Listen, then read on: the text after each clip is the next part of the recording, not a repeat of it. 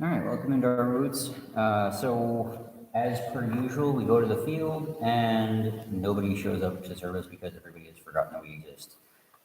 This is exactly what happens every single time. I can totally predict this every single time. So, no worries. We are going to still do the live portion though. Yeah, I will skip the meditation when we get to that, but for now, let's go ahead and get started. Today's topic is just going to be loving kindness.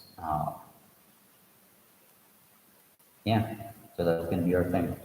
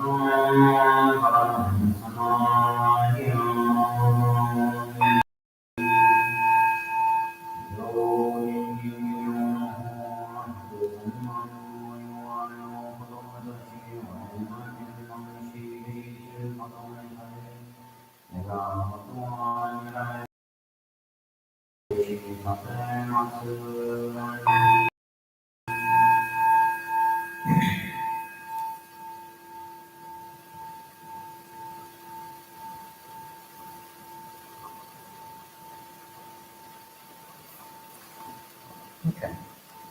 As I mentioned before, we are going to take the meditation portion. If you're watching this live, please do that afterwards to whatever amount of time you decide is appropriate. And for those who are watching this after we finish the live portion, in all kinds of various time zones, I'm sure, do feel free to pause now, do whatever meditation you want, and then come back later. That's fine too. Both of those options are legitimate. We will be moving directly into the Dharma reading and Dharma talk so that we can kind of keep this a little bit on the short side for two reasons. One, it doesn't make sense to kind of do a full-scale service when our personnel are not here. Mine is, of course, my local family. But there's also a unit level event going on outside, and so at this point, there's some noise going on, and I'd rather not kind of get myself involved in that. So we will not be doing the full-scale service, but moving directly into the Dharma talk. And again, the meditation, feel free to do that as you see fit. So that's it. Let's go ahead and read through the two passages that I wanted to go through on loving kindness. One of them is one that I use in weddings. It's a fun passage, and then the other one is more just why loving kindness matters. All right. So the first one is what it is, and the second one is why do we do this stuff? Like, what point does it serve? And so here we have loving kindness shining like the moon and the benefits thereof. All right, so monks, whatever grounds there are for making merit productive of a future birth, these do not equal a 16th part of the liberation of mind by loving kindness. The liberation of mind by loving kindness surpasses them and shines forth, brilliant and bright. Just as the radiance of all the stars does not equal a 16th part of the moon's radiance, but the moon's radiance surpasses them and shines forth, bright and brilliant. Even so, whatever grounds there are for making merit productive of a future birth, these do not equal a 16th part of the liberation of mind by loving kindness. The liberation of mind by loving kindness surpasses them and shines forth, bright and brilliant. Just as in the last day of the rainy season, in the autumn, when the sky is clear and free of clouds, the sun, on ascending, dispels the darkness of space and shines forth, bright and brilliant. Even so, whatever grounds there are for making merit productive of a future birth, these do not equal a 16th part of the liberation of mind by loving kindness. The liberation of mind by loving kindness surpasses them and shines forth, bright and brilliant. Just as in the night, at the moment of dawn, the morning star shines forth, bright and brilliant. Even so, whatever grounds there are for making merit productive of future birth, these do not equal a 16th part of the liberation of mind by loving kindness. The liberation of mind by loving kindness surpasses them and shines forth, bright and brilliant. Now, it probably makes pretty good sense as to exactly why I would use that passage in kind of like in part of most of the weddings that I do. So let's look at why it shines so bright, right? This loving kindness, this liberation of a mind by loving kindness. Why does it do that? Like, how does it do that? Let's look into it. Let's do some deep dive. All right. So let's listen to what the Buddha has to say about exactly that. All right. Monks, when the liberation of mind by loving kindness has been pursued, developed, and cultivated, made a vehicle and basis, carried out, consolidated, and properly undertaken, 11 benefits are to be expected. 11 benefits from loving kindness. Okay. 1, one sleeps well. 2, one awakens happily. 3, one does not have bad dreams. And that would be really awesome. Maybe we should do that. That'd be a good thing, right? 4, one is pleasing to human beings.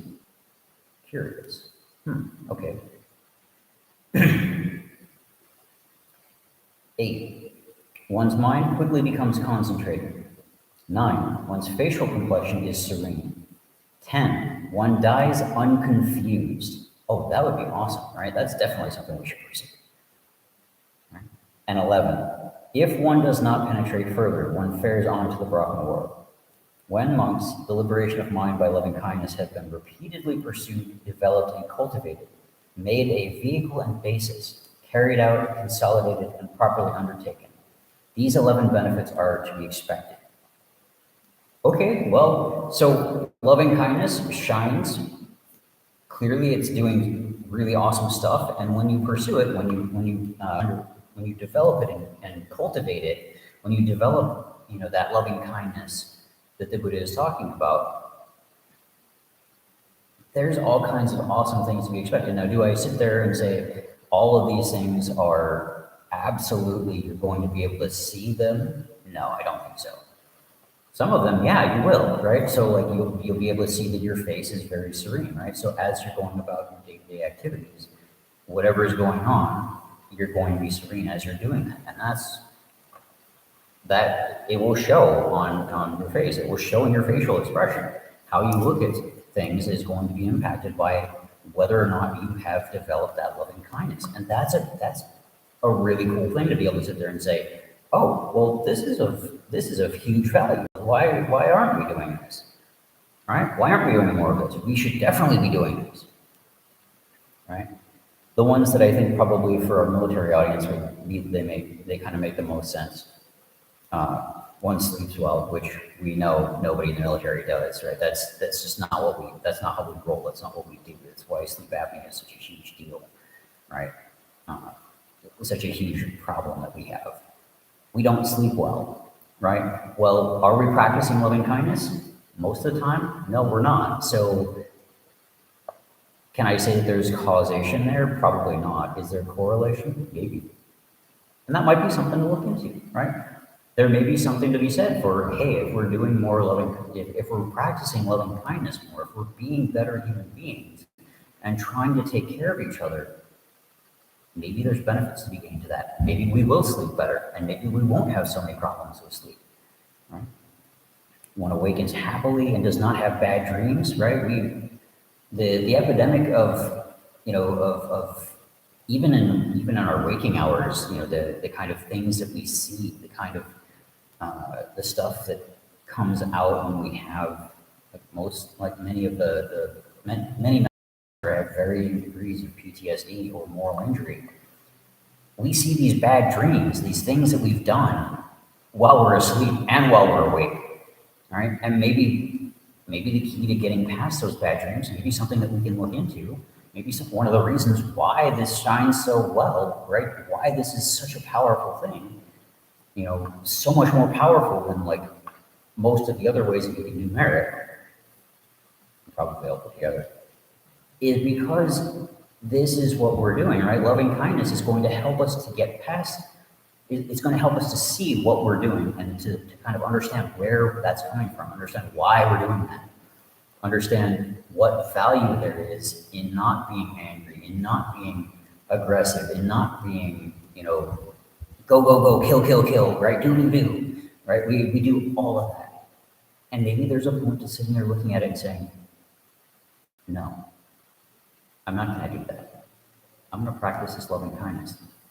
I'm going to do this. I'm going to care about others first before I give in to this madness, right? Before I give in to the things that sometimes we are required to do. But a lot of times we, of our own volition within the military context, we actually set ourselves up for this, right? We set ourselves up for those bad actions. I've heard it even in my unit, right? Oh, we want to go out and kill the enemy. No, no, no, no, no, no, no. No, you don't. You don't want to go out and kill the enemy. If you have to, I mean, yeah, you're going to do it, but you don't ever want to, right? You never want to kill someone. That do it, but you don't ever want to, right? You never want to kill someone. That's not good, right?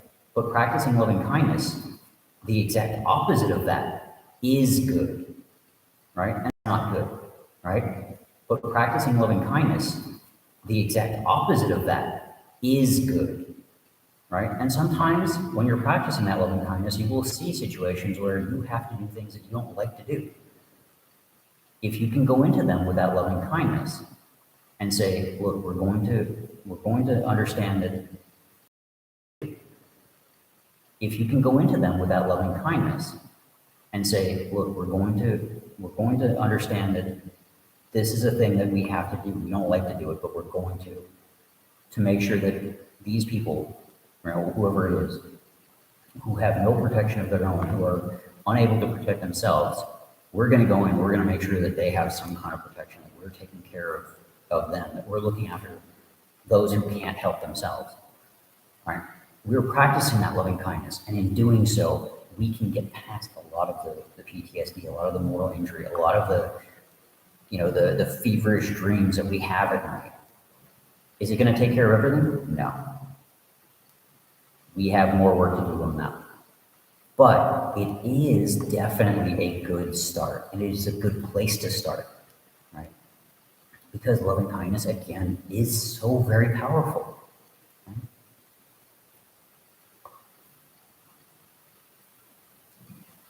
The one that I think probably is the most quirky and the most and the weirdest, actually the two, right? So they are a pair. 7 and 8 are a pair because they both are looking at the same thing. The benefit is exactly the same. It's just looking at it from two different perspectives, right? So number 7, fire, poison, and weapons do not injure one. This is obviously not true on a physical level. So why would the Buddha say this? Why would the Buddha say that loving kindness is going to prevent these things from happening?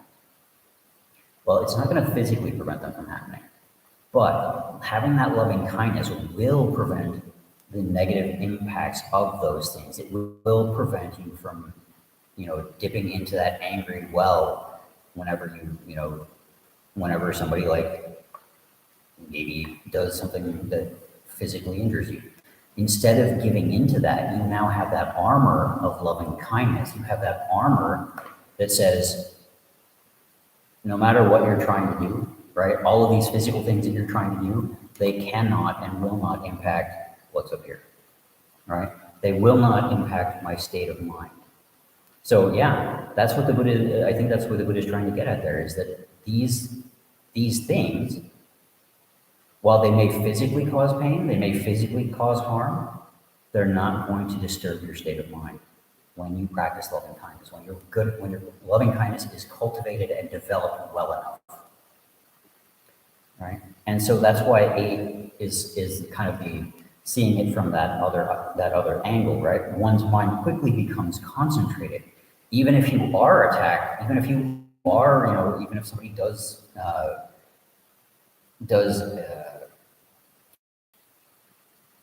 kind of like utilize fire, poison, or weapons, your mind is so concentrated that you know through that loving kindness that it's not, you get to see it from their standpoint, and you get to be able to say, that's not what they are, that's not who they are, that is not, they're not themselves. This is exactly what I can do, is I can look at it and say, from that standpoint of loving kindness, I'm not going to give in to that anger, the anger that they are expressing. I'm going to look past that. I'm going to look deeper into that, right? Because there's a saying that there's a quote that I have up on my door in my office, and I bring this up every chance that I get. The person that I heard it from was an actual mourner. Other people may have said it as well, but that's who I heard it from, and that's who I have it posted on my wall from, right? And so the quote is, beneath every behavior is a feeling.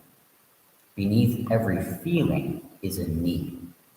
And when we address the need, rather than addressing the behavior, we start to get to the cause of the problem, rather than working with the symptoms.